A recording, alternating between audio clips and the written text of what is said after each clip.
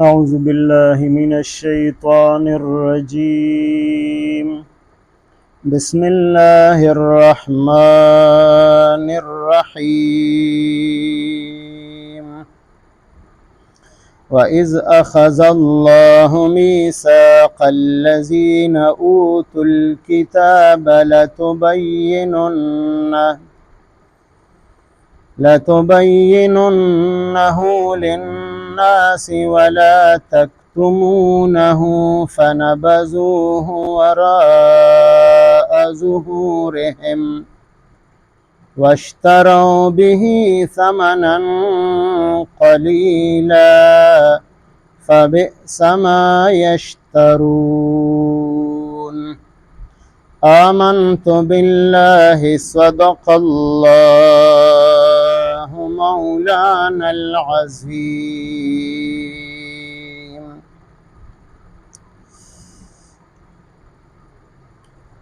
سورہ آل عمران سلورم پارا آیت نمبر 187. اهل کتاب چاغیتا یهودیان او عیسیان هم ویلی شي، چاغیتا الله پاک آسمانی کتابونه ورکړیو. تورات کتاب یهودیانو ته ورکړی شوی، انجیل کتاب عیسیانو ته ورکړی شوی، او د دې دوانو ډلو نه الله پاک په خپلو آسمانی کتابونو کې دا عهد اخستی، وعده ترې اخستی وه، او دی دا وعده کړې وه چې د الله پاک د طرف نه کم حکم مونږ ته راځي په هغې باندې به مونږ عمل کو. نو دې ته د خپلو آسماني کتابونو متعلق حکم و چې دا به تاسو عامو خلقو ته بیانوئ، او د دې هیڅ یو خبره به تاسو پټه نه ساتئ. نو دې اقرار کړی چې واقعي مونږ به خپل آسماني کتاب دا به خلقو ته بیانو او دا به د چا نه پټو نه. نو دی خو عهد او وعده وکړه د الله پاک سره، خو چې کله موقع راغلله د نبی علیه السلام کوم صفات په تورات کتاب کې بیان شوي وو، نو هغه دی پټ وساتل، یا هغه د هغې نه الټه خلقو ته بیان کړل چې خلق په دې خبره باندې په شک کې پریوزي چې دا هغه پیغمبر دی او که نه دی چې د کم په تورات کتاب کې ذکر راغلی دی. یو ځل نبی علیه السلام د یهودیانو د یو ډلې سره ملاقات وکړو او د یو خبرې تپوس یې ترې وکړو چې تاسو سره په تورات کتاب کې دا فلانی خبره شته دی؟ نو دوی هغه خبره پټه وساتله، وایي دا خو موږ سره زموږ په کتاب کې نشته دی. بله موقع باندې یهودیانو کې چا بدکاري کړې وه، نو په تورات کتاب کې هم د هغې دپاره د رجم د سنګسار کېدلو سزا موجود وه.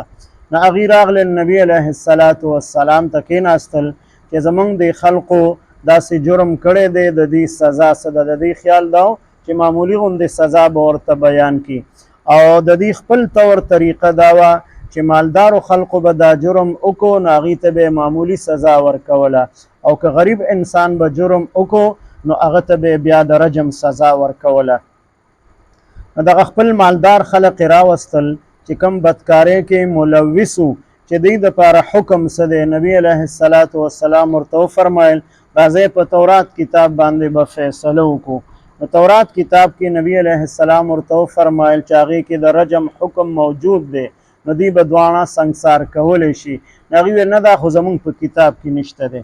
نو چې کله تورات کتاب یې راوړو نو چې کوم ځای کې د رجم حکم و، نو د دوی چې کوم خپل مذهبي پیشوا او عالم و نو هغه ته ویل عبارت شروع که.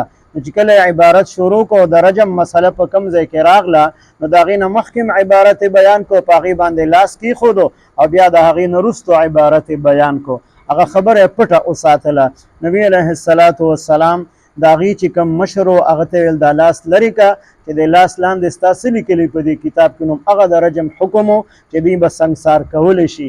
نبي علیه السلام هغې دپاره د رجم حکم بیان کو، هغې سنګسار کړی شو. دغه شان دوی به دا خبرې پټې ساتلې، خصوصا د نبي علیه السلام صفات علامات او نښې دا به پټې ساتلې.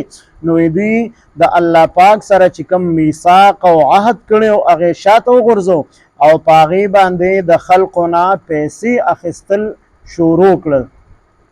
او پیسې یې په څه باندې اخیستې چې مالدار سړي به جرم وکړو نو هغه ته به اصل حکم نه بیانوي، دومره پیسې راکړه تا ته به اساني پیدا کړو، هغه ته به آسان حکم بیان کو. او که غریب سړي به جرم وکړو هغه څه به پیسې نه وي د رشوتو نو دی به ورته بیا اصل حکم بیانو. نو دا د دې هغه پټولو د تورات کتاب د احکاماتو د مسایلو نو الله پاک په دې باندې رد کوي چې دا دې کومې پیسې اخلي په تورات کتاب باندې د هغې په حکمونو بدلولو باندې نو دا ډېر خراب څیز دی او دا کار د دې ډېر خراب کار دی چې دې د الله کتاب خلقو ته نه بیانوي بلکې هغه پټ ساتي. وَإِذَا أَخَذَ اللَّهُ او یاد کې هغه وخت چې اخیستې وه الله پاک میثاق الذین کلکه وعده د هغې کسانو نه اوتو الکتابه چې ورکړی شوی و هغوی ته کتاب. د دې نه عام اهل کتاب مراد نه دی، نه مراد د هغې عالمان دي، ځکه کتاب باندې عالمان پوهېدل، عوام د کتاب نه خبر نه و. نو د هغې د علماو نه الله پاک دا میثاق او وعده اخیستې وه لتبیننه خامخا تاسو به بیانوئ د خپل آسماني کتاب او د دې حکمونه للناس عام خلقو ته ولا تکتمونه او تاسو به نه پټوئ دا کتاب او د دې احکامات. نو دوی هغه خپل کتاب هغه پټ وساتو، د هغې احکامات یې پټ وساتل او چې چا به جرم کو نو هغې نه به یې رشوت اخیستو، پیسې به اخیستې او په کتاب کې به یې ورله تبدیلي راوستله. فنبذوه نو دوی وغورځو دغه میثاق او دغه وعده چې کومې الله پاک سره کړې وه وراء ظهورهم رستو د خپلو شاګانو نه. د شاګانو نه رستو غورځول معنی دا ده چې په هغې باندې عمل ونه کو، وعده خلافي یې وکړله. یعنې وعده خلافي کول دا د یهودیانو صفت دی او د منافقانو په صفاتو کې هم وعده خلافي ذکر کړې ده چې دوی چا سره وعده وکړي هغه نه پوره کوي، د هغې خلاف کوي. واشترو او دوی واخیستو به په دې کتاب بدلولو باندې چې دا کم بیان دې دپاره لازم و چې دا به بیانوي پټوي به نو اصل احکامات یې پټ کړل، رشوت به یې اخیسته په هغې باندې. واشترو دوی واخیستو به په دې احکامو بدلولو د تورات کتاب ثمنا قیمتو پیسې قلیلا لږې، که هر څومره ډېرې پیسې وي خو د الله د کتاب بدلولو په مقابله کې هغه هېڅ نه دي. فبئس نو ډېر خراب دی ما هغه څیز یشترون چې دوی یې اخلي، چې کومې پیسې اخلي، کوم رشوت اخلي او د الله د کتاب حکمونه بدلی نو دا ډېر خراب دی د دوی دپاره، د دې سزا به ورته میلاویږي.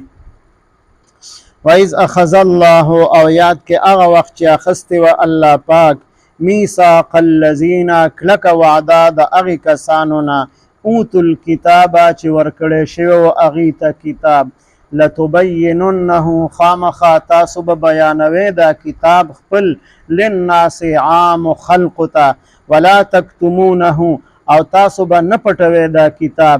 فنبذوه نو دوی وغورځو دغه میثاق او وعده وراء ظهورهم رستو د خپلو شاګانو نه واشترو به او دوی واخیسته په دې باندې ثمنا قلیلا پیسې لږې.